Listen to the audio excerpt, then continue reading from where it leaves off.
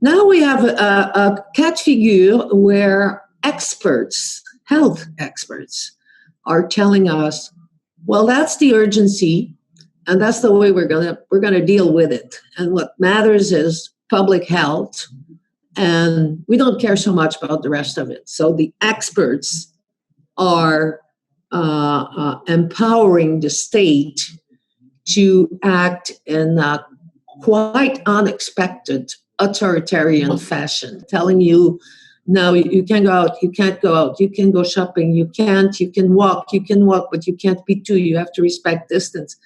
I mean, at first sight, all this makes sense.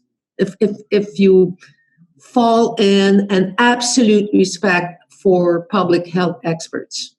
And I'm by no standard pretending that those people are not experts, but it's one thing to be an expert, it's another thing to live in a democracy. And to take a very concrete example, the way we brutally locked in older people in the name of their vulnerability, like if, total denial of their autonomy, dignity, and this denial is absolutely superseded by a vague, unless you're a health expert, notion of protection. That's the new paradigm. That's the expert paradigm, a paradigm where political debate or a political debate framed by either the Charter or Human Rights Code or even international instruments is gets to be sort of secondary. And you can hear, this is the fourth week we've been confined. You start to see in newspapers people saying, really, it has to be that harsh, and I cannot ask question. And if I ask a question, I'm seen as some kind of a weirdo that don't get it. What is a pandemia? And with this new notion of état d'urgence, it's also brutal legislation because you don't need the parliament anymore. You just adopt a decret, and there you go. You can suspend the power in the hands of ministries of health. I mean, it's without limit. They control the state. The ministries of health in Canada actually do control the states. No checks and balance, no accountability, no impact analysis, nothing. They wrap it in this notion that they know best because they are the health experts. With that strange political situation where everybody is, of course, careful. Nobody denies the existence of the pandemic. That's not the point. But how it's been unpacked or how it unfolds is quite surprising. It comes new, issues we knew about, but there's an acceleration of the 21st century agenda of human rights, protection of personal data, mainly expressed with attempts to geolocalize those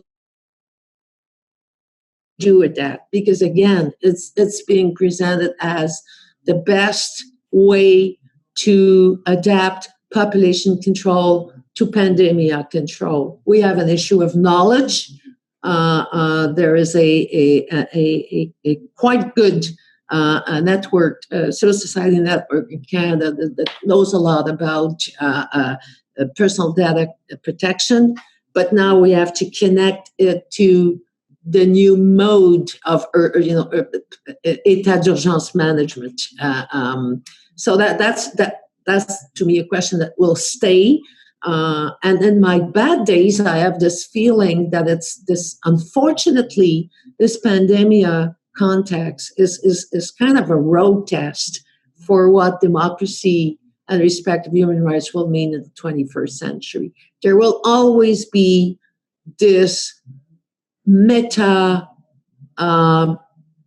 good reason to refrain human rights. It will be climate change, pandemia, environment, and else. It's enough catastrophes. I don't want to make my list too long, but those new meta realities that are global and kind of put in the hand of experts will always or be tempted to provide good reasons to refrain or reorganize the understanding we have of human rights. And comes the buzzword we started the conversation with which is vulnerability. Why are they providing such a harsh management about my right to mobility, and my right to even express myself? I mean, as a representative of the Quebec Civil Rights and Liberties, we published open letters. We received gazillions of comments basically reminding us not to shut up. People are polite, but in times of pandemia, you don't get too excited about blaming the states for infringing upon human rights. And I'm sure it's the same context for the Canadian Civil Rights and Liberties Association.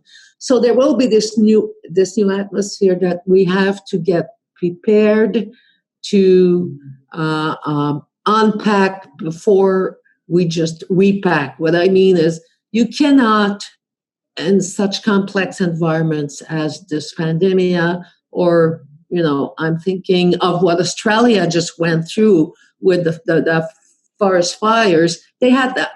Talk to my Australian colleagues. You couldn't blame the state as the fires were going on, because there was this superseding rationale, that only forest experts can manage populations in the context of such a sad and terrible crisis. So that won't go away. That's sort of our new definition of what justifies theoretically un état d'urgence.